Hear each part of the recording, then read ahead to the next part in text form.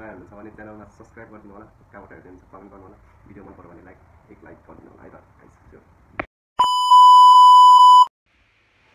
So hello everyone, beautiful people, तपाईँहरू पनि सन्चै हुनुहुन्छ होला, म पनि सन्चै छु है। आज चाहिँ हाम्रो हस्पिटल डिस्चार्ज गरिदिन्छु भनेको छ।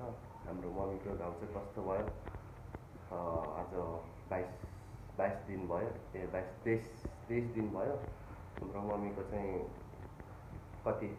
कस्तो रिकभर हुनुभयो म देखाइदिइहाल्छु। यही गल्ती भयो होला, कहाँ भयो सोच्नै सकिन,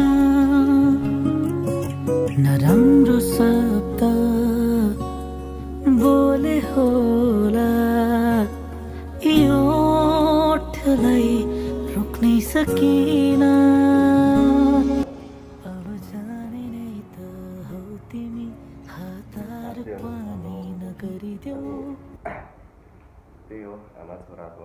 अब आज चाहिँ हस्पिटल फेरि हामीलाई चाहिँ के भनेको छ भने फलोअपमा 14 दिनपछि हामीले सुई हालिसक्यौँ नि त, त्यसको 50,000 सुई लियो।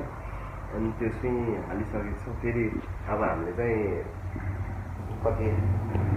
फेरि 14 दिनमा फेरि सुई हाल्नु पर्ने अरे। त्यही भएर फलोअपमा हामीले 14 दिनमा बोलाएको छ।